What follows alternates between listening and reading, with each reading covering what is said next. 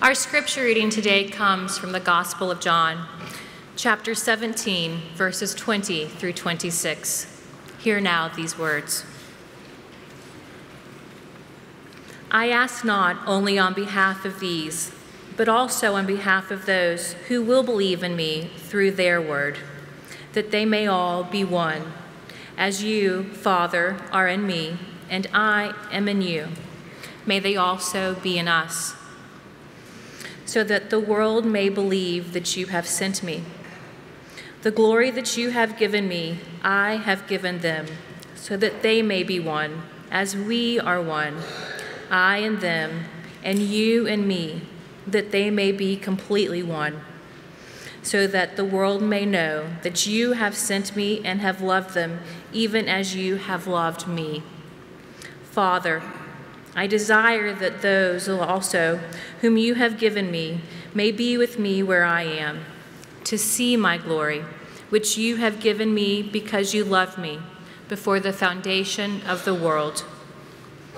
Righteous Father, the world does not know you, but I know you, and these know that you have sent me. I made your name known to them, and I will make it known, so that the love with which you have loved me may be in them, and I in them.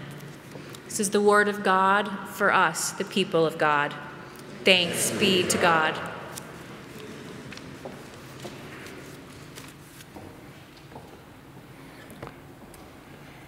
During the fire drill, somebody asked me if I was worried about all of you missing the sermon. And my response was, not particularly, but I sure didn't want this many people to miss the offering. So if we had to, we'd have gotten those plates outside, you know. There's a story that comes out of the mountains. A man named Ned here, he wanted a new good retrieving dog, and heard about across the hills in Tennessee, there was a man that had some prize retrievers, and so he goes over there and has a conversation and says, I hear you got some good dogs. He says, I really do. Well, I want one that likes to work water. I want one that can be a water retriever. Oh, I got one that's really special. He said, with the dog, if you purchase him, I've got this nice little toy stuffed retrieving duck, and he loves to go after it. It's weighted just right, and you can throw it a long ways. And so Ned's pretty happy about this. He gets home, Saturday rolls around, he gets out in the John boat, it's going down French Broad River, and he takes that retrieving duck and throws it out there and splash. And at first he's a little disappointed because he expects to hear a splash from the dog going on signal, and the dog just sits there for a moment and then just calmly steps over the edge of the John boat and just skiffs. He walks across the water. He doesn't get a bit wet. He walks and picks up the retrieving duck and comes back, just walking across the water, steps back in the John boat. Doesn't even have to, you know, when dogs shake themselves off and get water everywhere, none of that, just drops the duck at his feet. Ned's feeling really good about this. And Ned's got a friend named Jed. Jed's one of those guys that thinks he has the best of everything. You know, he grows the best tomatoes, has the best John boat, has the best children, has the best dogs. So next week, I said, Jed, I got something I want you to see. Really? What you got? I got a new dog. Well, okay, I guess I'll let you give me a see of them. And so they get out, and the scene repeats itself the Saturday before. It throws out the retrieving duck. And now Ned was a little nervous. Is this really going to happen again? It did. No jumping, no splashing, no swimming. Skiffs, walks across the water, picks it up as calmly, brings it back, steps into the boat, drops it at their feet. Ned's feeling really good about life right now. You know, and Ned turns to Jed and said, oh my goodness, wasn't that something? What do you think? Jed scratches his head and goes, well, I tell you what, you got a dog that can't swim.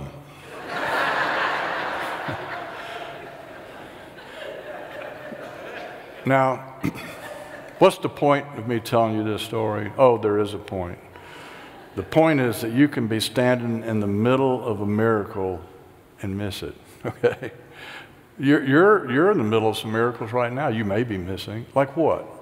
Like you're here, you're breathing. I mean, come on. Somehow out of the unborn, the not yet, the uncreated, you You were nothing. Somehow you became something, somebody. I'd call that a miracle. How about the fact that right now you're thinking about what I'm talking about? And you have a mind, you have eyes with which to see and ears with which to hear. That's a miracle. Do you know that every time you come here on Sunday morning, you're sitting in the miracle, what I would call the middle of a miracle? It's called the body of Christ. Oh, I know. I mean, we do this so often. It doesn't seem that miraculous. I think it's pretty unusual. If you look around this room, and you went outside, a lot of you looked around, you looked at the strange assortment, collection of people we have. How in the world did we all get together in one room? How did we get bundled up in a lifelong journey and mission together? Did you ever come here and just look around and think about that? Look down the row from you. Likely you're sitting with somebody that's going to cancel out your vote at the next election. I know this church. We got a collection of some yellow dog Democrats and some dyed-in-the-wool Republicans and some sturdy independents. If we hadn't had to cut the service short, I was going to have you exchange the peace today, and I was going to say the hand that you reached out to class very likely was the hand of somebody who has an entirely different idea of what it means to have a good time in Asheville on a Friday night than you do, okay? We got people here at Central, they want Bach and Beethoven and really great organ music every week. We have some people that want to come on Saturday night and hear guitar music. We have some folks that wish that every hymn we sung was a Fanny Crosby hymn from the old Cokesbury hymnal, okay?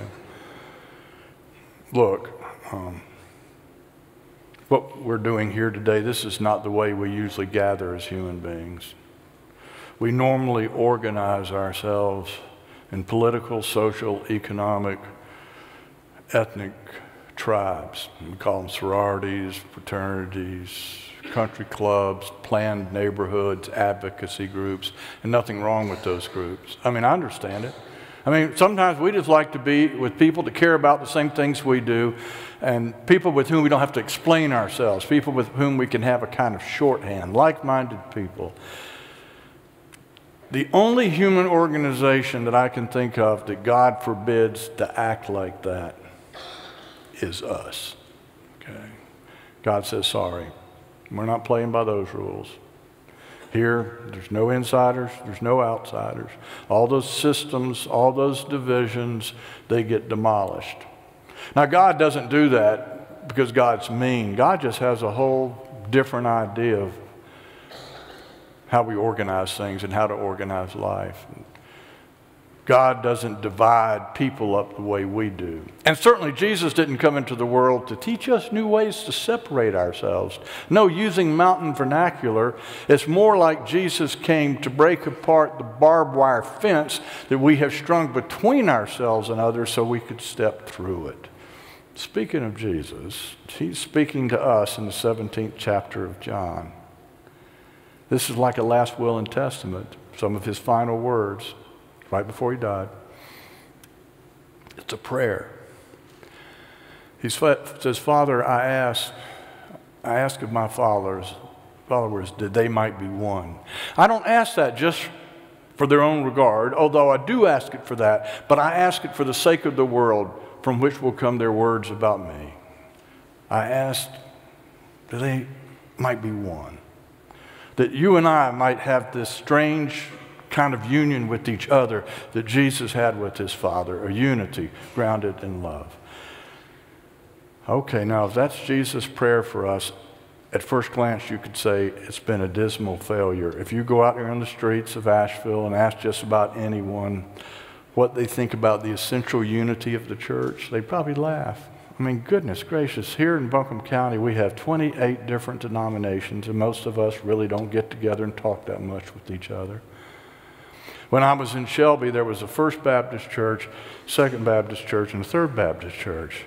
Story went that at one time a bunch of people got mad at each other, First Baptist Church, and they went a little farther out Highway 18. They formed a Second Baptist Church, and 10 years later, those folks quarreled, and a group went a little farther out Highway 18 and formed a Third Baptist Church.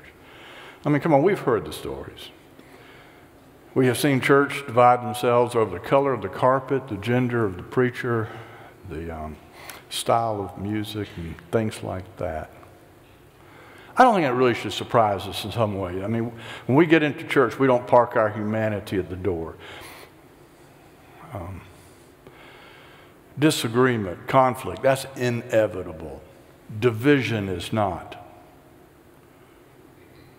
But division is sometimes easier than unity. Unity takes time, toil, praying, understanding, humility, confession.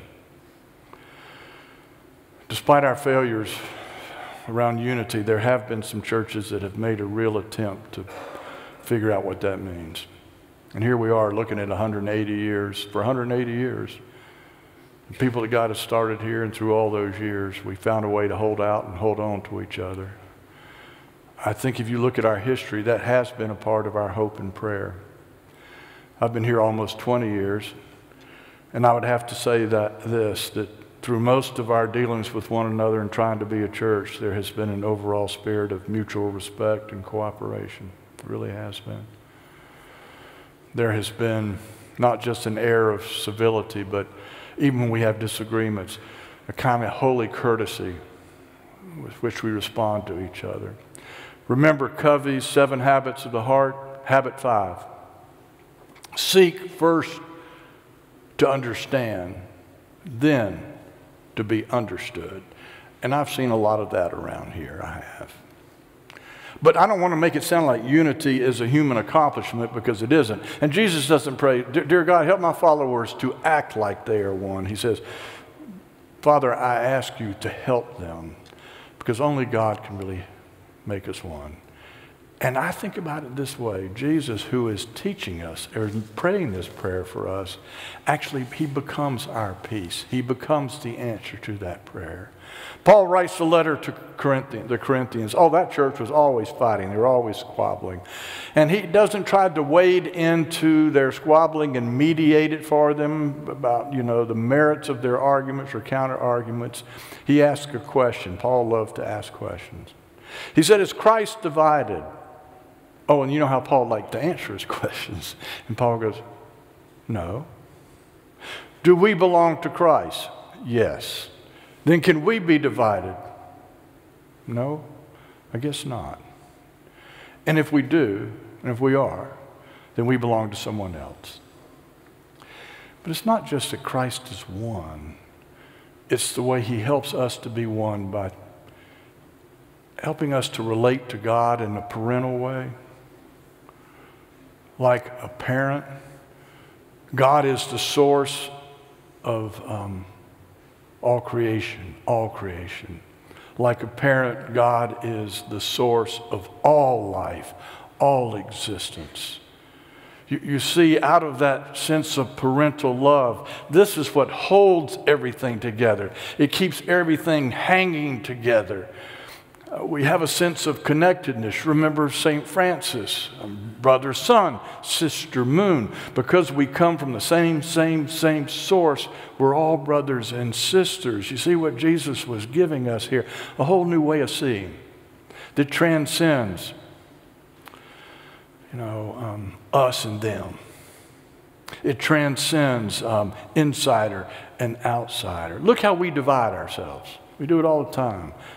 Mine and yours, one and other, best and worst, same and different.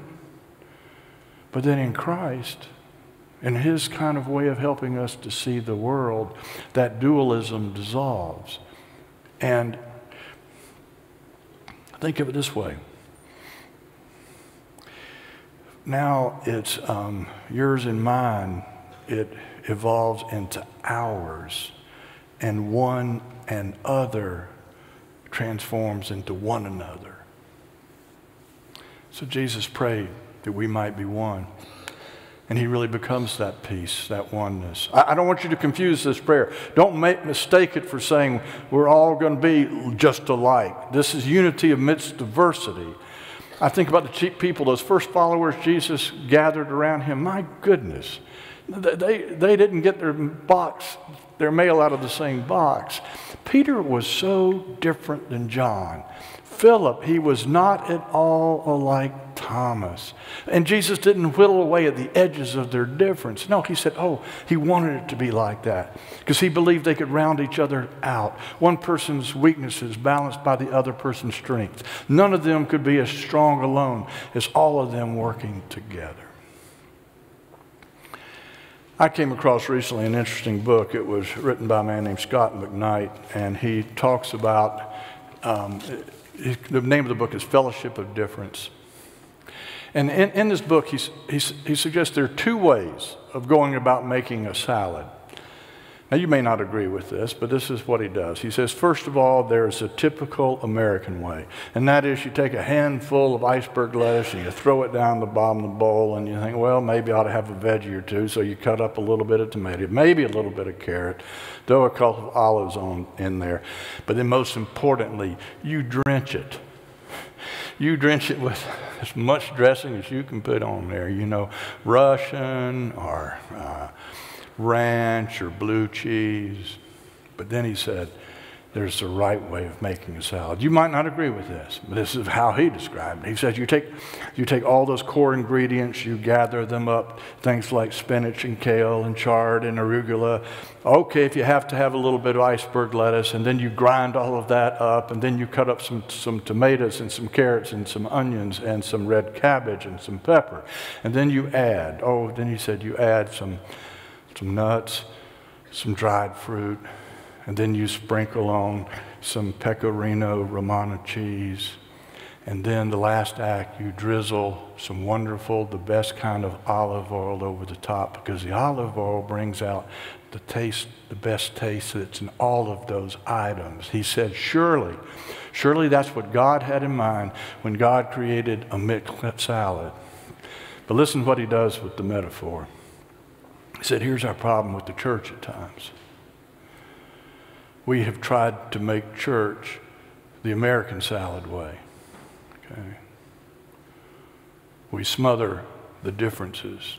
We smother it in a lot of dressing so it all tastes like dressing. So the dressing, the smothering dressing, it could be a church designed around just one gender group or one socioeconomic group, one age group, one sexual preference group. See, the church then becomes ingrown like a toenail. Yeah. And those that don't fit in, well, they just become invisible, or they get neglected, they get ignored, and eventually they go AWOL. And he said, Christian unity in the church is really like a mixed salad, right? There's room for everybody, a room for differences. In the church, unity should be that which transcends differences, that honors differences, that even enjoys differences. It's the unity that takes same and different and harmonizes it without homogenizing it. We talk about unity in the church, we're not talking about uniformity. And we're not talking about absolute unanimity, not on all things. We are a people of faith and belief, and we have our creeds. And we come and we recite those together, and we say we're going to go on this journey, operating together out of these core beliefs. But then there are some things with which we continue to say we are going to agree to disagree. I look at this room and I think about the rich diversity of people we have here, your stories. I love it when people join the church and I get to hear people's stories. So people coming from all kind of different starting places and backgrounds and samplings of faith, and we come here and we put it all together. Each of us have part of the truth, but come on, none of us are ever going to have the whole truth of Jesus, without coming together to hear each other out. That's unity. And Jesus said, Father, I ask that they might be one. And he is our peace. He is the one that takes us back to the source from which we all come. And he's the one that's going to bring us here to this table. You talk about that which can make us one. It's going to be the grace, the merciful, forgiving love at this table. That which we all need and that which we all receive. Key words there is all. All. Okay. Haven't you found, I sure have found, anytime you share a meal with people, doesn't have to be this, but anytime you share a meal with people, that can be a great unifier. I find it's hard, you know, when I got butter on my chin and I'm asking somebody to pass the tomato ketchup, I find it hard to keep my distance from them. Yeah, it breaks down barriers, doesn't it? Isn't that why so much of the early civil rights movement and struggle was fought where? Lunch counters. Hand it to the segregationists. Give them a little bit of credit. They understood, didn't they? You share a meal with somebody, and that's going to change you. Because that's going to take you to a place where you share your dependence not just on food, but on each other and your connection to each other. At this table, we're going to share our dependence on the love that we all need, but we couldn't give to ourselves. What humanity, what we lost on the other side of Eden, we believe we regained at the cross and at this table. We have a life together. We have a relationship created not by blood, at least not by our blood, somebody else's blood that's created by grace. We're able to get along not because we're so good, but because we are so loved and so forgiven. This table is like that which just levels the playing field for all of us. We come here and we say we're all equal in need, all equal in being blessed. Larry Crabb wrote this book called Connections, and there's this story in this that just grabbed me. It was about a friend of his. Friend told Larry Crabb one day, he said, I grew up in an angry home. He said, my dad was an angry man, and everybody in the family just took their cue from him. He said the worst part of the week, the worst part of the day is when we had to sit around the table together. It was no fun. There was a lot of sniping and sniveling and backbiting and arguing and yelling. Oh my goodness, if you spilled a glass of milk, oh, you would just be scolded right out of the room. It was an angry, angry table. But he said, Larry, down the street from us was this big house, had a big porch, and the windows were always open. I'd walk by there. He said, I'd hear the happiest sounds, sometimes singing, sometimes laughter, people telling stories. Oh, every once in a while there would be the banter of debate, but even that banter would never be unfriendly. It would never be unkind. And this is what he told Larry Crabb. He said, by the time I got to 10 years of age, this is what I'd do. I would finish the meal as quickly as I could to get away from my table.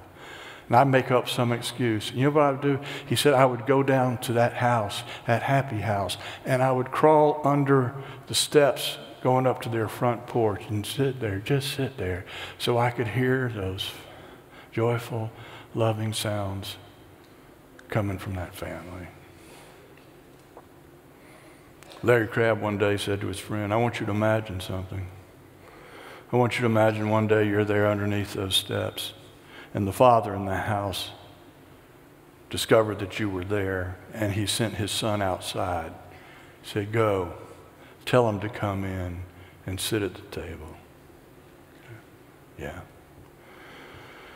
Now, I hope most of you, day by day, don't have to sit at a real angry table. But here's what I've been feeling lately. Some ways, literally, figuratively, we're surrounded by the sounds of an angry human family right now, aren't we? I hear it all the time. A lot of backbiting, naming, labeling. Seems like every day somebody putting up a new dividing wall or trying to make it a little bit taller. And here's the good news. Our celebration today isn't going to have to be sitting under the porch, okay? No. The Father, Son is still coming out and saying, come on in. I want you to know this feast, it's going to be a happy place. Oh, you're going to be with people that they're going to be different from you, and some of you aren't going to agree on all things, but there's going to be a lot of joyful sounds because this is a gracious place. When you get to this table, the word is there is more than enough to go around. More than enough for everybody. And when you get to this table, someone is going to step up to you who poured out his life without counting the cost and is going to say, this is my body. It's for you, all of you. And when you're at that kind of table, there's going to be some singing. There's going to be some laughing. You're all invited today to come. Now, before I close out, let me just share these words. We've been talking about unity today. Let us know what's at stake. Jesus didn't pray that prayer just so that you and I could be happy with each other.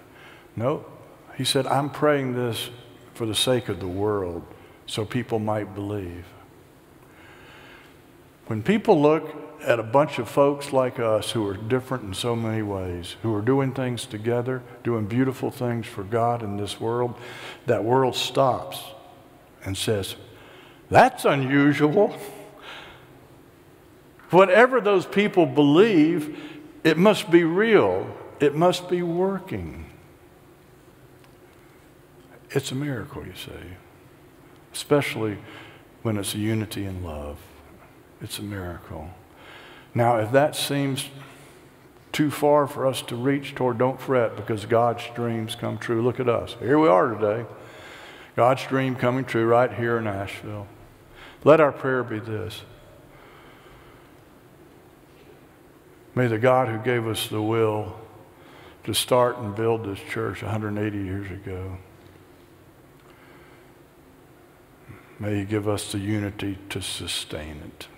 Yeah.